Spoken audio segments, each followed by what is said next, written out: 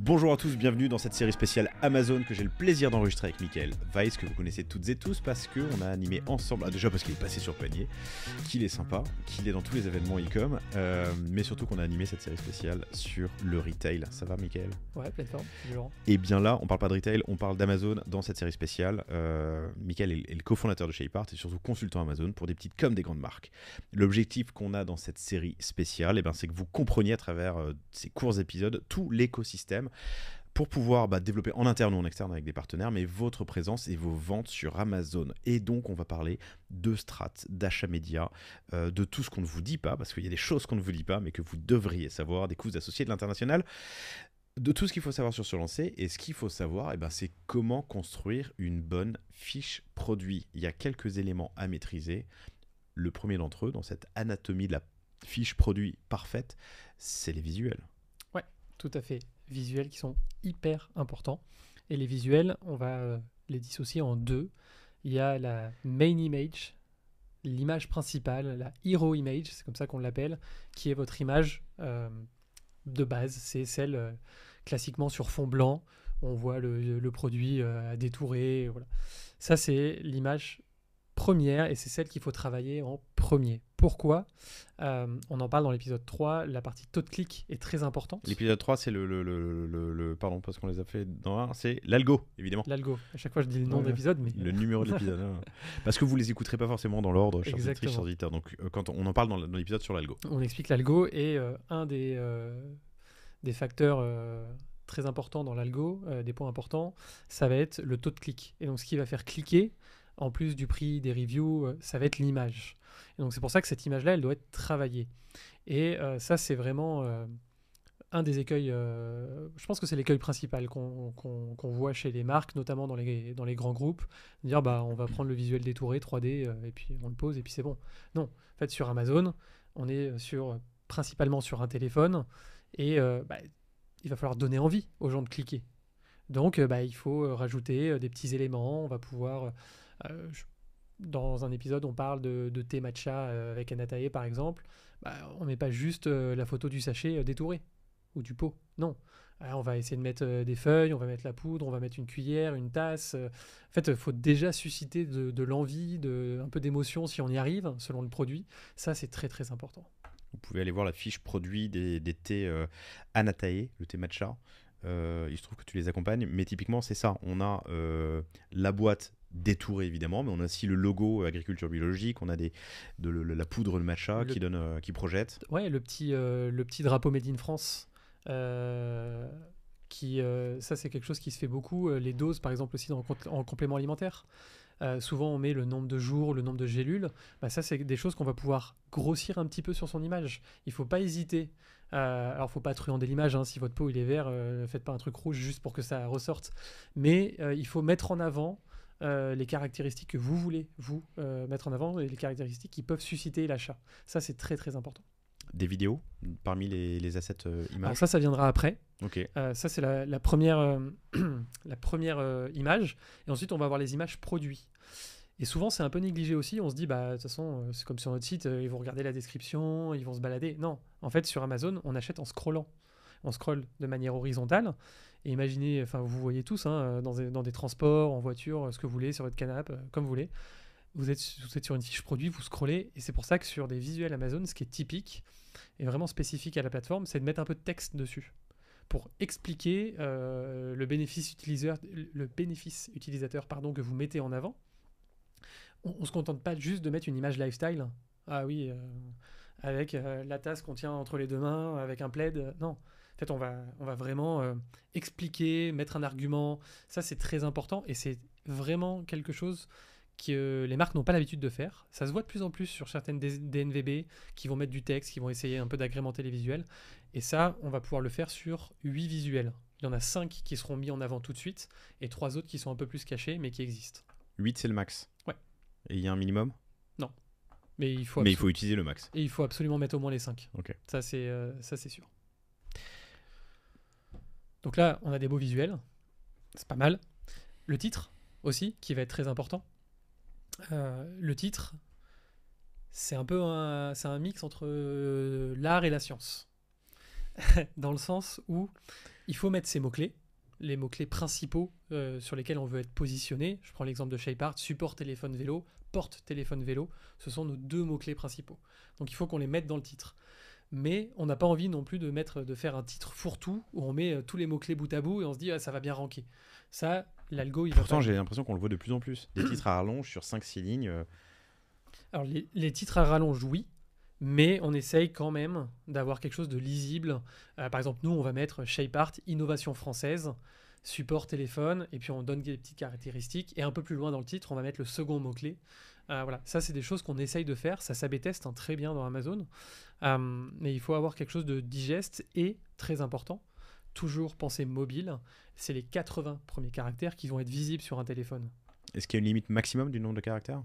Ouais, mais sur tous les champs Amazon, que ce soit titre, les bullet points qui viennent après, les descriptions, à chaque fois on est limité par le nombre de caractères.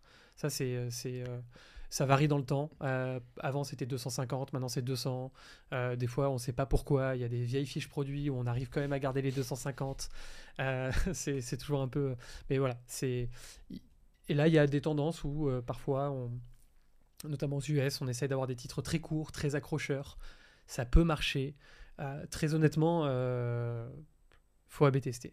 Mais là, typiquement, je suis sur l'été, j'ai un titre à presque 200 caractères. Ouais, c'est ça. Il y a effectivement seulement les 80 premiers qui s'affichent déjà sur le listing produit et en mobile. Ouais, tout à fait. Okay. Image, titre. Ouais. Ensuite, on a les bullet points. Donc, c'est la description. Alors, des fois, les bullet points sont déjà ouverts dans la page produit, on les voit tout de suite. Et des fois, il faut cliquer pour rouvrir l'onglet. Et là, ça se déroule. Oui, le lire plus ou read more. Ouais, exactement. Et qu'est-ce qui définit que ça s'affiche ou non? C'est Amazon, selon les catégories de produits. Ok. Voilà. Donc, ça, j'ai pas la main dessus. Non. Et donc là, c'est pareil. On va à la fois faire un mix entre je veux mettre les bons mots-clés pour que l'algo d'Amazon repère les mots-clés et les associe bien à mon produit et me référence sur ces mots-clés-là. Et en même temps, de faire quelque chose de digeste, de donner les bonnes informations pour le consommateur et tout simplement d'avoir quelque chose qui soit cohérent avec l'ensemble. Ça, donc c'est pas la partie la plus dure, hein, mais c'est juste, faut bien le faire et il faut surtout penser aux mots-clés, de bien mettre les mots-clés. Voilà, toujours cet art de j'essaie d'en mettre le plus possible tout en restant naturel, sans en faire trop et de pas voir que c'est un listing entre guillemets étranger où c'est ce qu'on appelle le keyword stuffing. Voilà, on bourre le tout de nos mots-clés principaux. On peut faire un peu de mise en forme à cet endroit-là.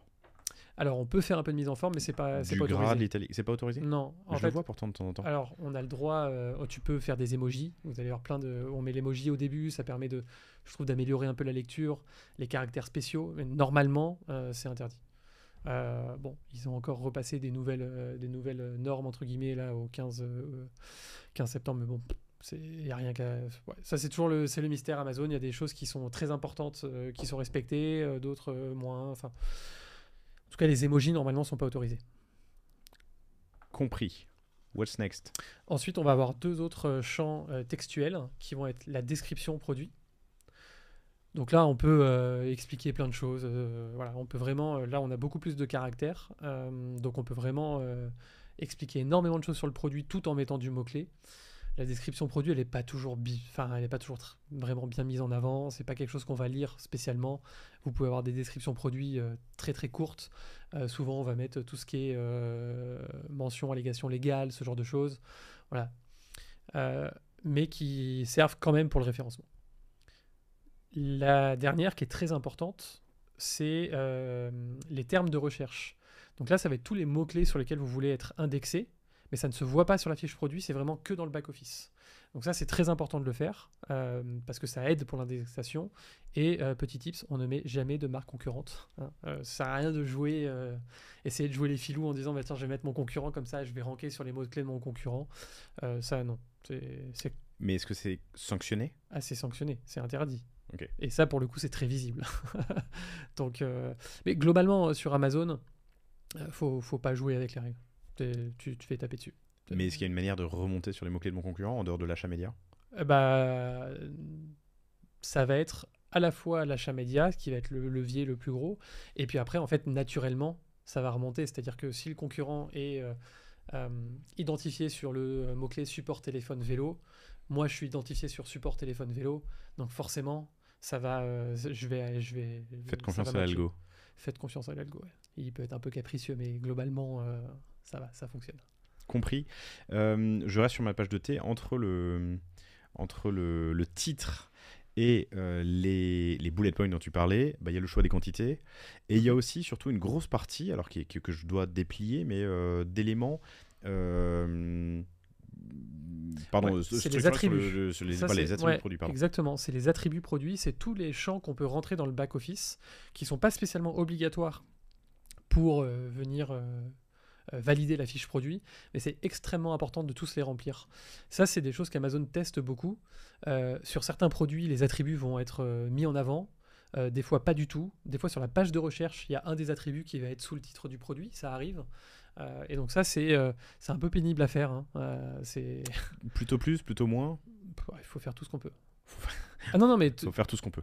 tout ce qu'on peut. C'est plus on en met, mieux c'est pour l'algo et plus il va venir scraper votre contenu, scanner votre contenu.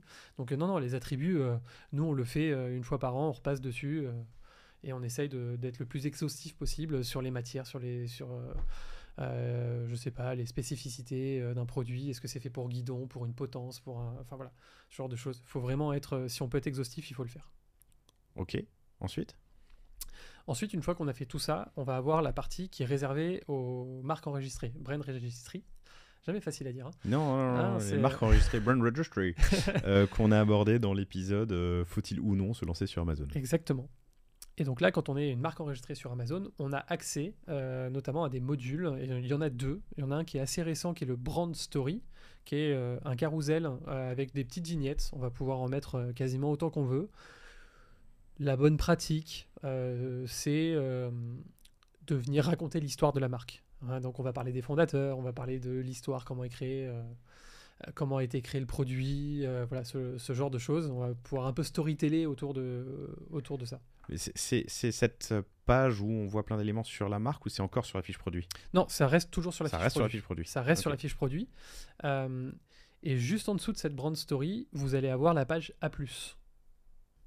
Et la page A+, ça va être du contenu, c'est du glisser-déposer. Il y a 7-8 modèles, 7-8 modules qui existent déjà, prédéfinis par Amazon, texte, visuel, tableau comparatif, vidéo, ce genre de choses. Et on va venir choisir parmi ces 7-8 modules, on les agence comme on veut, et là on va pouvoir pousser le contenu qu'on veut. Typiquement chez ShapeArt, on a des produits pour moto, vélo, donc nous on pousse un contenu qui est plutôt technique. Est-ce que c'est compatible avec mon vélo? Est-ce que voilà, on va pousser des caractéristiques techniques sur des marques un peu plus, je sais pas, peut-être lifestyle. On va pouvoir pousser justement du contenu lifestyle sur un peu plus branding, tu vois. Et ça c'est encore une fois, moi je suis assez agnostique là-dessus. Nous on a testé des choses, on a essayé de faire des trucs très, par exemple dans la moto, très motard, avec des belles motos, des belles ambiances, ce genre de choses. Ça n'a pas fonctionné chez nous. C'est le contenu très technique qui a bien fonctionné. Et je peux donner un chiffre là-dessus. Euh, on a AB testé la version technique et la version lifestyle. Sur la conversion du produit, il y a 2 points d'écart. 2 points, hein, pas 2%, 2 points d'écart. On est Ok. passé de c'est 8,5 à 10,5 de conversion. Donc la différence peut être énorme. Donc c'est pour ça que c'est vraiment important d'avoir une page produit complète, y compris jusqu'à la page A+, parce que on peut mettre tous les éléments de réassurance, ou si on a un produit complexe, de vraiment pousser encore plus loin le contenu. Ça, il faut pas l'oublier. Alors vous pouvez aller voir évidemment les pages ShapeArt, mais aussi parce qu'ils sont passés sur le panier il n'y a pas longtemps, les produits Novoma, Ouais. qui ont une belle page de marque, la page A+, et la bande story avec ce carousel. On hésitait avec Mickaël en préparant l'épisode, mais carousel, il n'y a qu'un seul S en français, Ouais. carousel en anglais, Novoma est un très bon exemple. Ouais. et Novoma est un très bon exemple. Et le dernier point là-dessus, ça va être le store. Alors, il ne voit pas, mais c'est ce que tu m'as montré juste avant. C'est le store qui va être l'espace, c'est le shop in shop. C'est vraiment l'espace dédié à la marque à l'intérieur d'Amazon. Donc souvent, vous le voyez sous le titre, il y a marqué voir la boutique de. On clique dessus et on a tous les produits de la marque. Et là, on peut faire des pages. Par exemple, nous, sur notre shop, on va avoir la section vélo, la section running, la section moto. Voilà. Ce qui est assez intéressant avec le shop, c'est que c'est le seul endroit dans Amazon où il n'y a pas de pub des concurrents. Il n'y a pas de publicité. Donc c'est vraiment c'est un vase clos. C'est votre espace, c'est l'espace qui vous appartient. Exactement. Allez voir celui de Shepard. Allez voir celui de Novoma parce qu'on en parlait à l'instant, Ouais, qui est qui est assez très bien riche, qui est fait. beau. Ouais, c'est très bien fait. Des super assets. Et c'est vraiment un espace d'expression pour votre marque. Et je pense que c'est le moment pour citer une news. Alors, c'est arrivé début octobre de mémoire, mais Mouette et Chandon s'est lancé sur Amazon. Et ils ont un espace marque, un shop-in-shop. Comment tu l'appelles ? Ouais, c'est le store. C'est le store. Ça, le Ouais, store. Le store, ils ont le store, un store assez poussé, avec un bel effort qui est fait sur l'asset produit et les vidéos qui sont en full screen dès le début. Alors ça, je l'avais jamais vu. Ils l'ont fait exprès pour Mouette, tu crois ? On aurait pu en parler dans la rubrique coût. Ça, c'est quelque chose que tu payes. Ça, tu payes. En fait, ok. tu peux avoir des accompagnements premium sur la partie marketing. Généralement, aux États-Unis, ça commence à $250 000 l'année. Voilà, donc De dépenses, pas de volume de vente, pas de... juste pour avoir accès au... Ok. Effectivement, ils ont une vidéo qui arrive en pleine page et derrière sur leur store, ils ont des vidéos qui tournent en permanence, en boucle. Non, franchement, c'est très beau. C'est très très beau ce qu'ils ont fait. Dernier point, les reviews. Ouais, alors ça fait partie de la page produit, on va dire. Mais on n'a pas la main dessus. On n'a pas la main dessus. En tout cas, pas en Europe. Pas en Europe, effectivement. On en parle dans l'épisode, tout ce que vous auriez aimé savoir sur Amazon. Non, sur les reviews, et ça, on peut déjà en parler, parce que ça, c'est un truc hyper important. On peut pas tricher sur les reviews. Il faut pas. Alors, c'est dur de le faire, il faut pas. Parce que là, vous allez juste vous faire blacklister, et à juste titre. Donc non, les reviews sont hyper importantes dans la conversion, notamment. Le secret, c'est toujours le même. Hein. Faites un bon produit. Hein. Je crois que j'ai pas d'autres choses à rajouter. Hein. Quels outils pour optimiser ma fiche produit tu peux nous recommander ? Ouais. Alors, il va y avoir un travail que vous avez déjà fait en amont normalement, qui va être de rechercher tous les mots-clés et comme ça de bien identifier les mots-clés principaux que vous voulez mettre en avant. Pour ça, il y a des outils comme Helium 10, DataDive, Jungle Scout, même N19 le fait maintenant. Voilà. Le plus connu, c'est Helium 10. Ça coûte $100 par mois. Voilà, ça fait le taf. Vous pouvez le prendre un mois, faire tous vos mots-clés et puis arrêter si vous n'avez pas beaucoup d'argent. Il faut penser aux méthodes de crevard. Méthode de rat. Et des fois, on commence comme ça. On hein. est des commerçants. Exactement. Et après, Helium 10 a un petit module, un petit plugin qui permet aussi un peu d'analyser. Mais le plus complet, ce sera peut-être DataDive après, qui permet de... ils essayent de calculer un peu un scoring par rapport à ses concurrents. Est-ce qu'on a mis les bons mots-clés voilà. Mais en vrai, il n'y a rien qui est figé. Pour moi, l'outil le plus important, c'est l'outil expérience dans Amazon, qui est en fait tout simplement l'outil d'A/B test d'Amazon. Et on peut tester image principale, image produit, titre, bullet, brand story, A+. Les éléments principaux en fait de la page produit. Et on peut les A/B tester directement dans Amazon et c'est ultra fiable. Et peut-être qu'on aurait dû commencer par là, mais aller voir tout simplement la fiche produit du top des ventes de votre catégorie pour voir cette page et potentiellement avoir de l'insight et vous en inspirer. Exactement. Et on va, je ne vais pas rentrer dans le détail, mais parce que typiquement sur les visuels produits, on peut en parler 2 ou 3 heures très facilement, mais d'aller s'inspirer des autres. Mais même par exemple, si on a un concurrent numéro 1, de faire un visuel comparatif entre votre produit et celui du best-seller sur Amazon quand vous pensez que vous avez une offre qui est un peu plus qualitative. Ça, c'est des choses qui se font. Donc on ne cite pas les concurrents dans les mots-clés, mais on les cite dans ces images, dans ces assets. Exactement. En comparatif. Super. Ouais. Michael, merci. Vous pouvez continuer la conversation sur ce sujet avec Michael Weisz, W-E-I-S-Z, sur LinkedIn. Inscrivez-vous à sa newsletter, la newsletter que tu as lancée qui parle des tips and tricks sur Amazon. C'est Amazon avec un E, fr.substack.com. Et évidemment, écrivez-moi pour vos stratégies e-commerce et d'activation et de branding et de brand assets, laurent@cosavostra.com. Salut.